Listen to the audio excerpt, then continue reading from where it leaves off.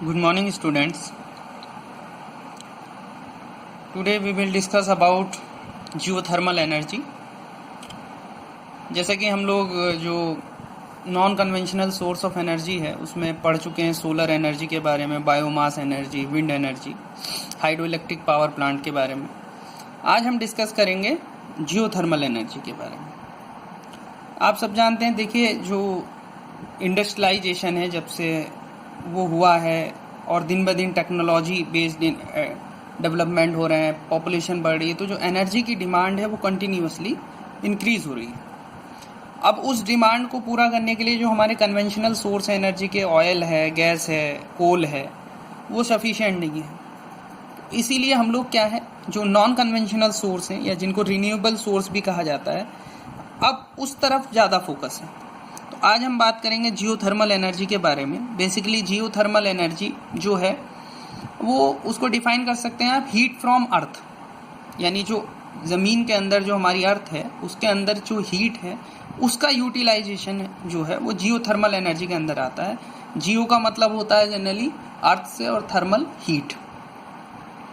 और इसकी जो मेन प्रॉपर्टी है वो ये है कि रिन्यूएबल है, इन्वायरमेंटल फ्रेंडली है, कोई यहाँ से ऐसा कोई इमिशन नहीं निकलता, पॉल्यूशन कुछ अमाउंट CO2 का जरूर निकलता है, और इसका यूज़ बहुत वाइड रेंज में किया जा सकता है। पावर प्लांट के लिए किया जा सकता है, पावर जनरेशन के लिए इसका डायरेक्ट हीट यूज़ किया जा सकता है, स्पेस हीटिंग के लिए, वाटर हीटिंग के लिए, तो ये सब इसमें यूज़ किया जा सकता है। इसमें देखिए एक टर्म है जियोथर्मल ग्रेडियंट।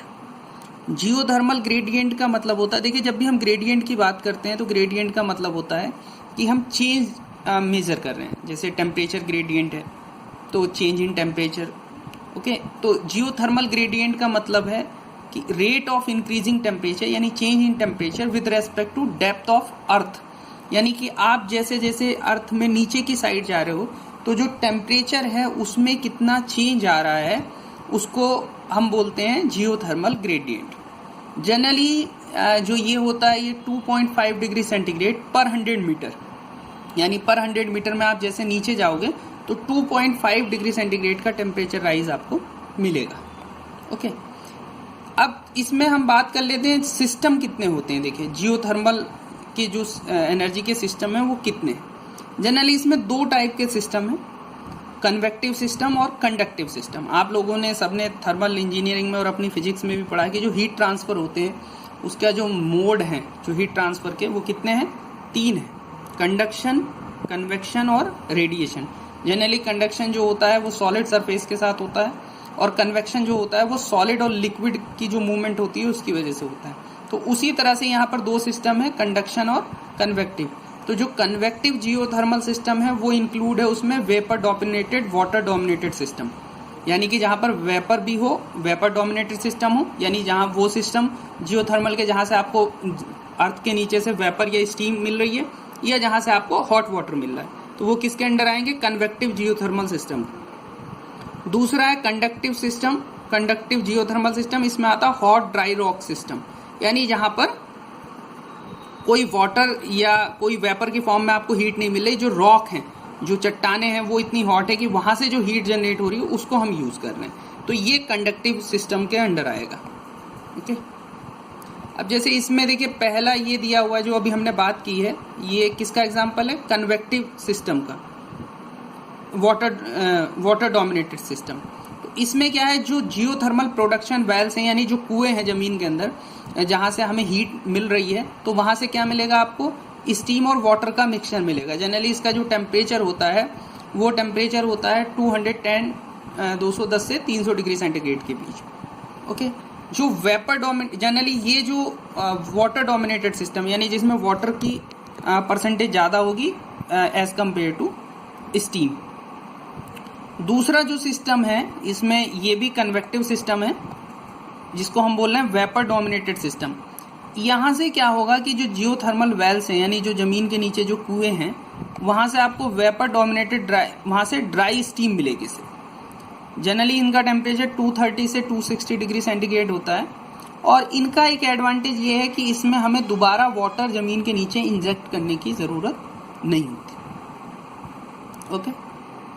इसके बाद आता है ये हॉट ड्राई रॉक सिस्टम। ये हॉट ड्राई रॉक सिस्टम जैसे अभी मैंने बात की है, यहाँ पर किसी वाटर की या किसी स्टीम की फॉर्म में आपको हीट नहीं मिलेगी। ये कैसा है, कंडक्टिव सिस्टम है, जहाँ पर जो हॉट रॉक है वहाँ से जो हीट जनरेट हो रही है उसको हम यूज़ करेंगे। इसके बाद देखिए जो जियोथर्मल एनर्जी का यूज़ है वो जनरली पावर जनरेशन में अगर हम बात करें इलेक्ट्रिसिटी प्रोड्यूस करने के लिए किया जाता है। इसमें होता क्या है कि जो आप पावर प्लांट में आपने थर्मोडायनामिक्स में भी पढ़ा है, इससे पहले मैंने आपको सोलर पावर एनर्जी में भी थर्मल पावर प्लांट के बारे में बताया था कि जो थर्मल पावर प्लांट होता है उसमें बेसिकली 4 कंपोनेंट होते हैं, बॉयलर, टरबाइन, कंडेंसर और पंप। तो जो बॉयलर का फंक्शन है वो क्या है, स्टीम जनरेट करता है। वो स्टीम हमारी high pressure high temperature steam turbine के अंदर जाती है, वहाँ वो टरबाइन में रोटेट एक्सपेंड करती है, जिससे रोटेट करती है टरबाइन, और वो शाफ्ट रोटेट करती है जिससे फाइनली वो जनरेटर के साथ कपल्ड होती है, इलेक्ट्रिसिटी जनरेट होती है। यहाँ पर क्या है कि जो स्टीम अभी तक बॉयलर जनरेट कर रहा था वो स्टीम हम कहाँ से ले रहे हैं, अर्थ से। यानी कि इस आप एक ये समझ सकते हैं कि इसमें जो अर्थ है हमारी वो एक तरह से बॉयलर की तरह एक्ट कर रही है। ओके, अब इसमें हम थोड़ा सा समझ लेते हैं कि कितने टाइप से हम लोग ये पावर जनरेशन कर सकते हैं। ये इंपॉर्टेंट टॉपिक है, इलेक्ट्रिक पावर जनरेशन। इसमें अलग अलग 3 मेथड हैं, आज हम बात करेंगे। ठीक है, जो पहला मेथड है जो बिल्कुल सिंपल मेथड है जिसमें आप सीधा स्टीम ले रहे हैं, उसके बारे में आज हम बात करें। देखिए ये इसमें देखिए ये कंपोनेंट दिए हुए हैं, टरबाइन, ये इसके साथ जनरेटर की शाफ्ट कपल्ड है। ओके, ये कंडेंसर लगा हुआ है जैसे आपका नॉर्मल पावर प्लांट में होता है, और कंडेंसर को यहाँ पर जो स्टीम आ रही है उसको कूल करने के लिए क्या है, हमने कूलिंग टावर लगाया हुआ है।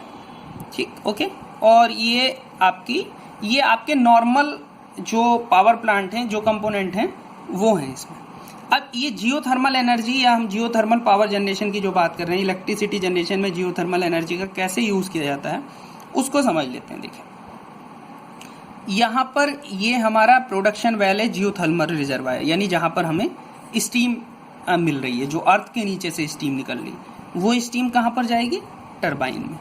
इस टरबाइन में जाने के बाद जब ये high pressure high temperature steam turbine के ब्लेड्स के साथ स्ट्राइक करेगी तो वो उनको रोटेट करेगी। Due to change in momentum एक फोर्स जनरेट होगा, वो ब्लेड रोटेट होंगे, वो ब्लेड रोटेट होंगे तो वो शाफ्ट रोटेट होगी जिसपे टरबाइन लगी हुई है, और टरबाइन की शाफ्ट कपल्ड है जनरेटर के साथ, तो यहाँ से आपको इलेक्ट्रिसिटी मिल जाएगी। ये स्टीम टरबाइन में जाने के बाद एक्सपेंशन के बाद low pressure low temperature steam में कन्वर्ट हो जाएगी।